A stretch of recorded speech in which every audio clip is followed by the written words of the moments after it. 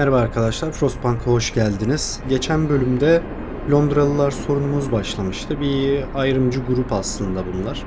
Hatırlıyorsunuz, kış yuvasının yıkılması konusundan dolayı bu event başlamıştı. Hiç vakit kaybetmeden oyunumuzu başlatalım.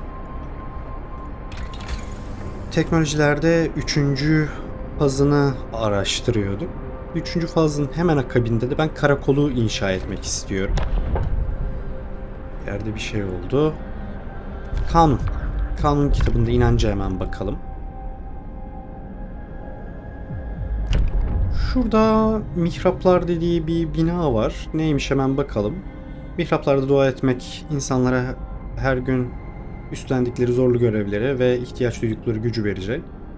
Mihraplar yakınlarında çalışan insanların umudunu arttırır. Yakınındaki iş yerlerinin verimliliğini arttırır. Hemen alalım bunu. 3 tane mihrap inşa et diyor. Bakalım. Demir tarafında bir mihrabımız olsun. Kömür madenlerinde olsun. Bir tane de hemen bunu zaten kapsadığı için şöyle güzel bir yere koyalım. Devam ettirelim.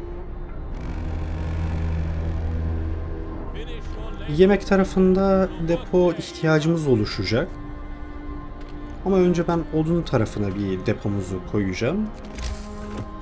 Kaynaklar, bir tane de yemeğe şuraya koyalım. Hatta 2 tane koyalım, elimizin altında olsun.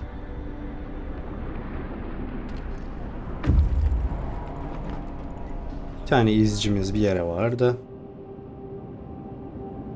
Sert kar bloklarından inşa edilmiş çok sayıda kar barınağı ve soğuk sönmüş kamp ateşlerinin etrafında toplanmış. Kolonide ölümcül bir sessizlik var. Afetzedeler gelecek. Açalım hemen. Sürgün kolonisi, ölen sürgünler. Sürgünlerden bazıları hala hayatta, zar zor. Her ne kadar onları şehrimize getirmeye çalışsaydık bile yolda ölebilirdi. Ölenlerden biri göğsünde bir yünlük tutuyordu. Son kaydı okuduk. Tesla City'den sürgün edildik. Yiyeceğimiz, yakıtımız bittiği için aramızdan güçlü olanların yardım aramaları için gönderdik. Onlar bizim son umudumuz. Ne yazık ki şu gömdüğümüz zavallı Yankilerden bahsediyor. Bu arkadaşları şehrimize alalım. Nüfus iyidir çünkü. İnsanlara da yardım etmiş oluruz. Şehre kadar getirsinler.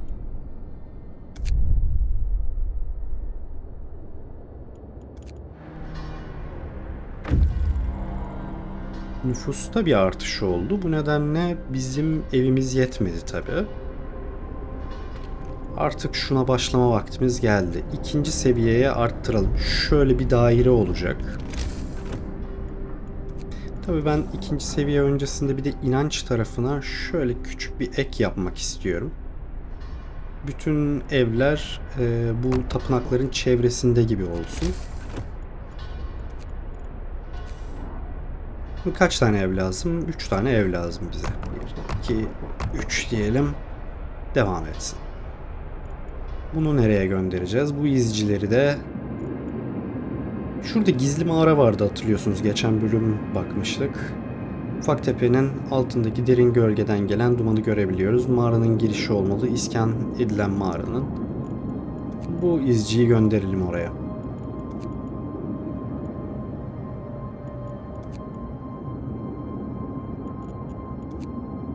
Şöyle. Devam ettirelim bakalım. Şuradan kaç kişi gelecek? Bayağı kalabalıklar bunlarda. Kömürde ciddi bir eksiğimiz var.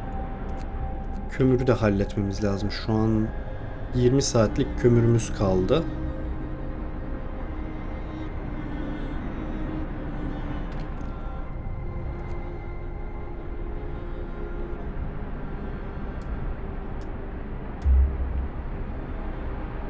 Karakoldan önce belki de kömür madenini geliştirsek iyi olabilir.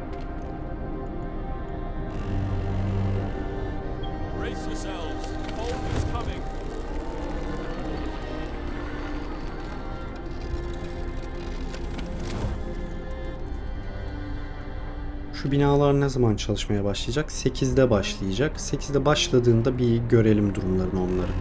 Şu an soğuk görünüyorlar da. Soğuk değiller. Güzel.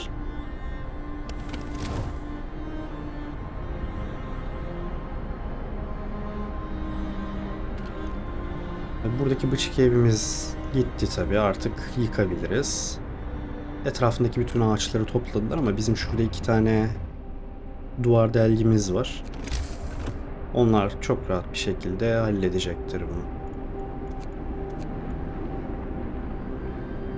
Şimdi bir avcı hangarı daha istiyorum. Şundan dolayı istiyorum.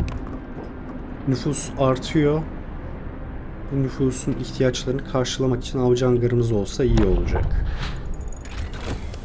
Geliştirmemiz tamam. Karakolu ne kadar sürede yapıyor? 9 saat diyelim. Bunu ne kadar sürede? 10 saat. Karakolla başlayalım. En azından birkaç kişiyi göndeririz. Kanunlara hemen gidelim. Kanunlarda adaptasyonda ben barı görmüştüm. Yeni bina, bar, müdavimleri daha az huzursuz olur. Umut biraz artar. Bu binayı inşa edebiliriz. Tamamdır, alalım bunu. Mesela umut arttıkça Londonırlara katılım meyili azalıyor. Ondan dolayı şu anda bunları yapıyorum. İnsanlardan bu bina bir tık büyüktü.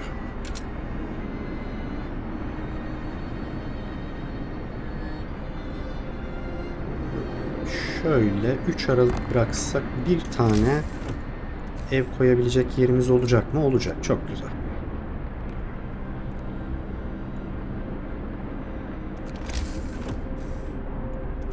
Şu bir tane daha kilise yapmak istiyorum. Şöyle yapsak olur mu? En iyisi sanırım böyle gibi. Şuraya yapalım. Bunun hiç ölçüsünü yapmadığımız için bakmamızda fayda var. Mesela şu yolu bir silelim. Geçici süreyle.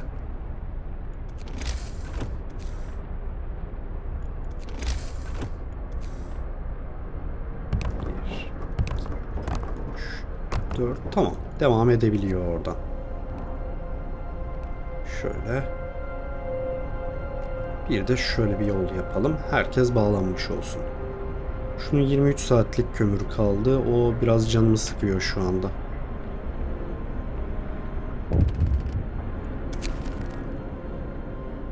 Mabetler umudun nefesi. Efendim insanlar mabetlerin önünde adak olarak kişisel takılar, boncuklar ve dua yazılı kağıtlar bırakmaya başladı. Bu yaptıkları sakinleşmelerine yardımcı oluyor gibi görünüyor. Bunu duyduğuma sevindim.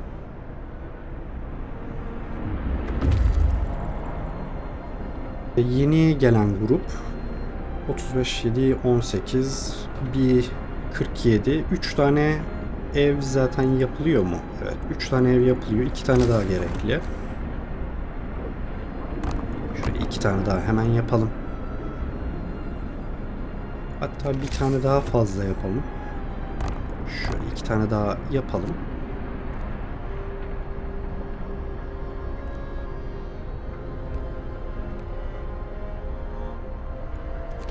Hatta 3-4 tane daha yapalım. Bu arkadaşı nereye gönderebiliriz? Zırhlı gemi iskelede, Domuş Körfezi'nin kıyısında devasa bir geminin ana hatlarını görebiliyoruz. Çatlamış buzdan oluşan geniş bir patikaya doğru ilerliyor. Hemen bu arkadaşı gönderelim. Neymiş anlamış oluruz en azından. Karakol geliştirildi. Hemen oyunu durdurdum. Kaynaklara gidiyorum. Kömür madenini geliştirmeye başlayacağım. Zaten buhar çekirdeğimiz var. Şuraya insanları atayalım. Karakolu nereye yapacağız? Şuraya yapabiliyormuşuz. Hemen yerleştirelim. Bu karakol ile kömür bulduğumuz bir yer vardı. Oraya insanları göndereceğim.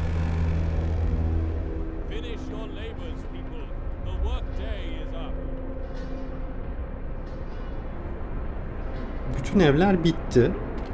Vaaz verebiliyoruz. Vaazımızı verelim. Biraz umut artacak. Artık Londoner'lara katılım kalmadı. Çok güzel. Şuradan evlerden 3'ünü upgrade edelim. 1, 2, 3 diye. Evsizlik olmayacak bu sayede. O da çok güzel. Bara 5 kişiyi atayalım. Umut yükseldi. Huzursuzluk azaldı. Bizim kaç insanımız var şu an? 300 kişi. 1, 2, 3, 4, 5, 6 tane avcımız var. 6 avcı yeterli gibi şu anda. Ama ben garanti olsun diye bir tane daha avcı koyacağım. Hatta 2 tane daha koyayım. Koyamıyorum. Demirimiz bitti.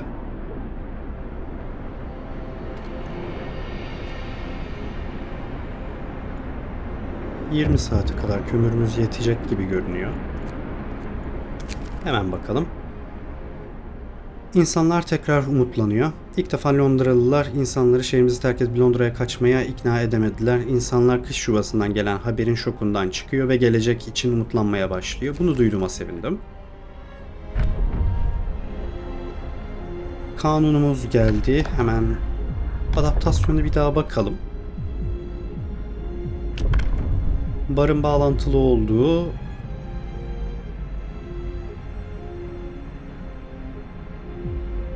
içki imzalayabiliriz. Herhangi bir olumsuzluğu yok gibi görünüyor.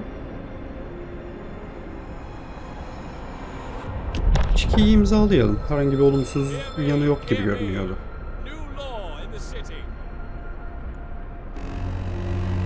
Kömür madenleri zaten çalışmaya başladı ama kömürü arttıramıyoruz iyi bir şekilde. Karakolumuz olmuş aslında. Bir tane oluşturalım. Şuraya gitsinler, kursunlar.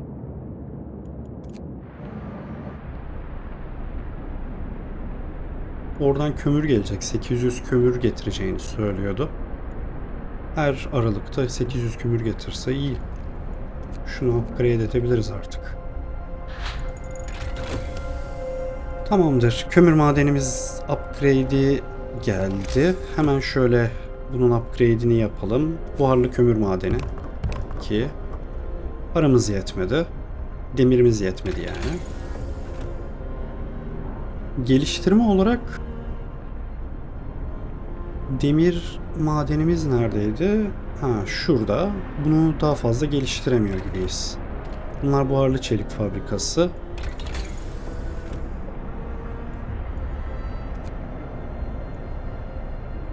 Jeneratörün gücünü geliştirmeyelim ama şurada ısıtıcı verimliliği var ya, kömür daha az kullanacağı için şunu geliştirmeye başlayalım.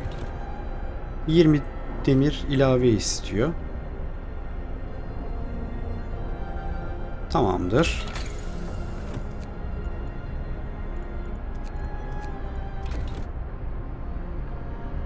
Kömür konusunu şunlarla çözeceğiz muhtemelen.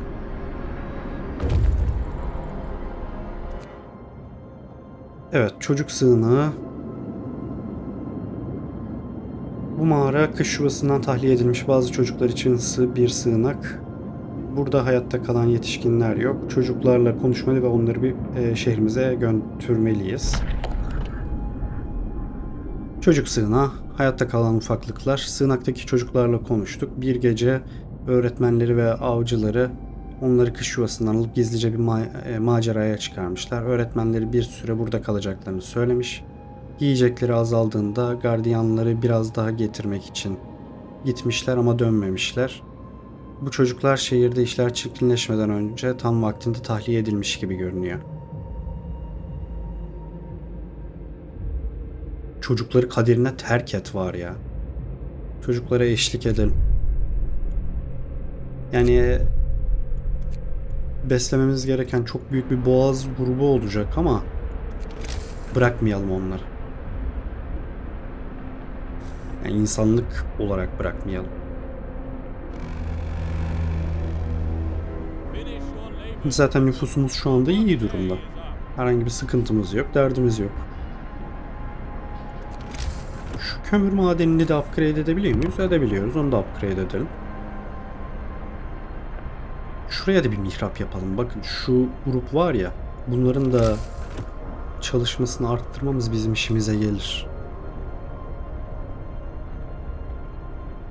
Hatta şöyle yapalım. Şu arkadaki de yararlansın. Başka yararlanabilecek var mı? Yok.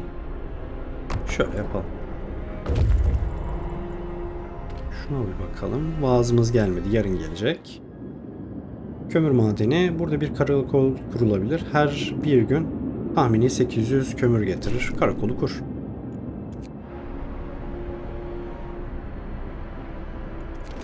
Kaynaklardan bir depo daha mı oluştursak? Depoyu upgrade edebiliyor muyuz? Ona bir bakacağım şimdi. Zırhlı gemi geldi. Yani zırhlı gemiye gittik. Burada büyük bir gemi parçalanmış. Sadece demir levha omurgası buzun altında kalmış. Demir yolu güneye doğru gidiyor. Keşfet diyelim. Güney umudu. Büyük bir kayaya tutturulmuş bir plaka parçası bulduk. Üzerinde şu ibareler kazınmıştı. 1886 yılında Amerikan kaşifleri Hapsetus'a binerek küresel buzullaşmada bir sığınak bulmaları için buraya geldiler. Tanrı kardeş gemimiz Prometheus'a binmeye çalışırken mahvolan hemşerilerimizin ruhunu korusun. Gidelim. Burası biraz rahatsız edici bir yer. Bu nedenle kaşifleri bir şehre gönderelim. Akabinde buraya gidelim. Büyük yerleşim, çok sayıda bina, kasabanın üzerinde yansıtılan parlayan elektriksel tahliye kubbesinden belirsiz bir biçimde görülebilir. Geri dönsünler bu arkadaşlar. Çünkü ne çıkacağını oradan bilmiyoruz. İnsan çıkar, bir şey çıkar. Çok iç açıcı haberler yoktu o tarafta. Let's go back. Geri dönelim. Londralılarla sorun duvardaki yazı. Kaptan birisi şehrimizin yok olacağına tahminleriyle duvarları kirletmiş. Bu sıkıntılı bir durum. İnsanlar zaten kış yuvasının kaderini paylaşacağımızdan korkuyor ve korkmuş zihinler en küçük dürtüde bile değişebilir. İnsanları rahatlatmak için bir papaz gönderelim. Umut biraz azaldı.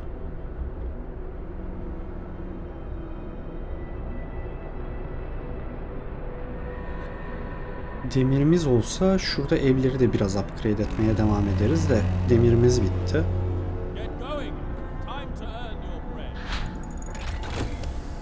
Isıtıcı verimliliği geldi. Kömür biraz daha rahatladı artık. 2 güne kadar kömürümüz devam edecek. Soğuk gelecek mi? 2 birim soğuk gelecek. Orada hayatta kalmamız biraz zor. Eksi 60'a gelecek çünkü bu. Kömür stoğumuzu arttıralım. Bugün şuna gerek yok ama en geç yarın gibi gerekiyor bu. Şurada mesela kaynak deposu geliştirmesi var ya, şuna bir girelim gibi düşünüyorum.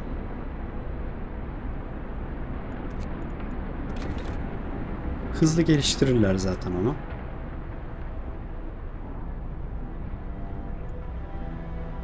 Çünkü çok fazla depo yapmamız gerekiyor. Bu depolar da artık zorlamaya başladı beni. 2 tane kömür, odun ve yemeğe gerekiyor. Bir tane daha lazım.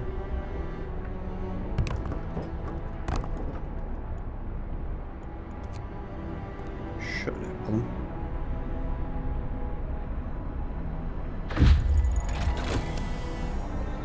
...35 çocuk daha geldi. 35 çocuk geldi. Ne yapıyor bu? Kaynak depoları %50 daha fazla kaynak muhafaza edecek. Alalım hemen.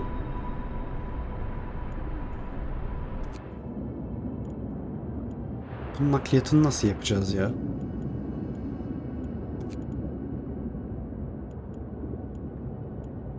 Neyi bekliyor ki bunlar?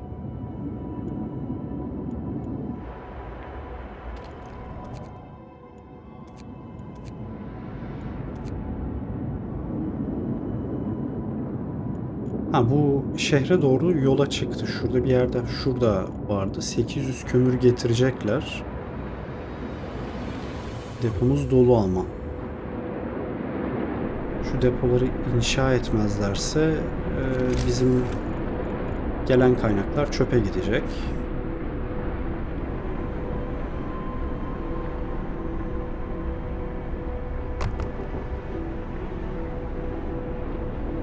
Evsizliği orada arttırdık ama şöyle 4 tane ev yapalım. Şu yapılırsa çok güzel olur bunlar gelmeden.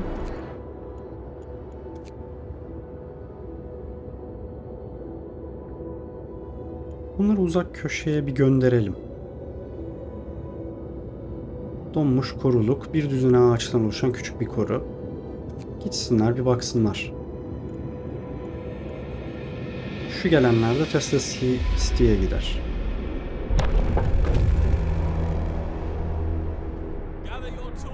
Demir geldi, o iyi oldu açıkçası. Kömür diyelim. Ha, kömürü bekletiyormuş, güzel. Bir kömür daha diyelim. Kanunlara bakalım. Bu tarafta ilerledik. İnanca dönelim hızlıca. Saha muhafızları, şifa evi, akşam mabedi. Sadece bedenlerimizi değil, ruhlarımızın da ısınması için buluşmalı ibadetler etmeliyiz. Akşam ibadeti, ibadethane tapınakta yapılabiliyor. Akşam ibadetini de yapalım. Basalım direkt. Umudu arttırıyor. Londra'ları da ikna da edebiliyormuş. Güzel.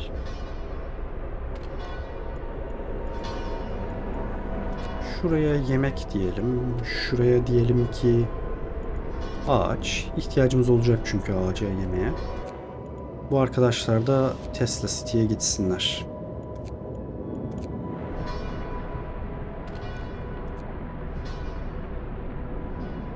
Londralılar konusunu bir temizlesek çok güzel olacak da. Bakacağız. Vaazımızı verelim. 2 gün bekleme süresi var onun çünkü. Kaç gün kaldı? 10 gün kaldı.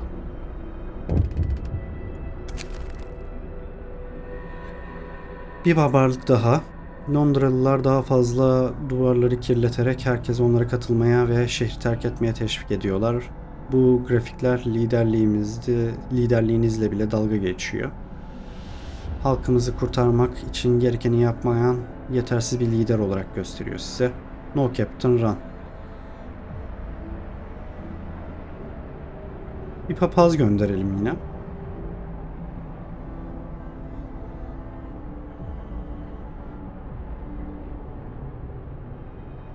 Bunlar papaza da zarar verebilirler ama gönderelim.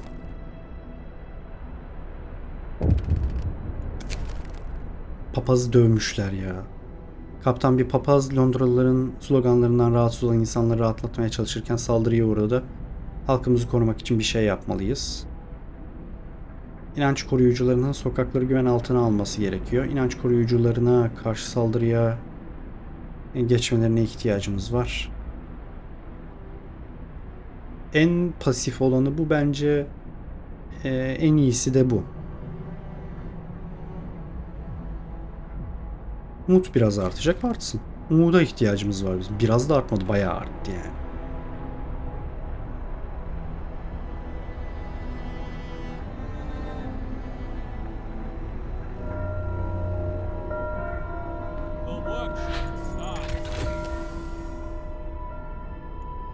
Kaynak deposu genişletmesi iyi oldu. Toplama noktasına ihtiyacımız yok. Şu an hiçbir yerde toplama noktamız yok. Kömür konusunu hallettik. Demir konusunda açığımız var. Geliştirebiliyor muyuz? 125'e 75. Demir için geliştirelim bence. Biraz daha mesela şuradaki evleri şöyle bir geliştirme yapsak güzel olacak.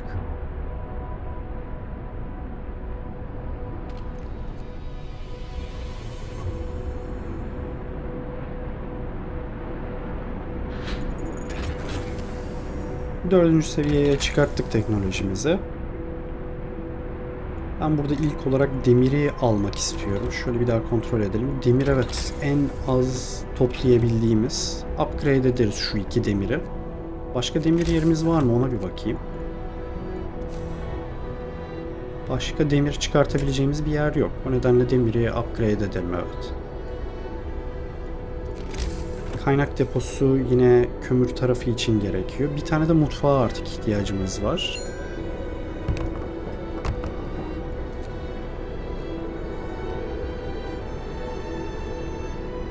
Şunu artık bağlayalım. Şöyle bir yer olsun. Mutfak nereye koyacağız? Bir hemen mutfağa bakalım. Çünkü bunu işliyorlar. Artık yavaş kalmaya başlamış olabilirler.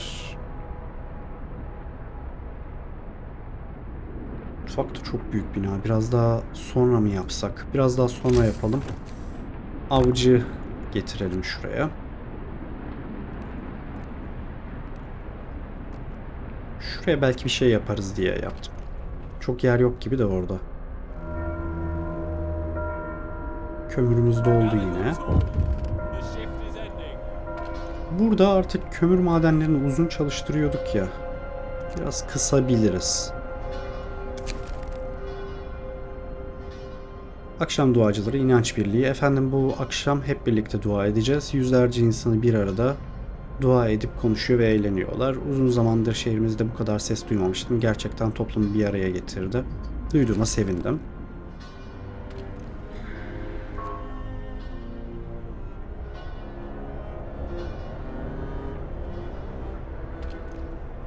Kömür için şunu yapalım.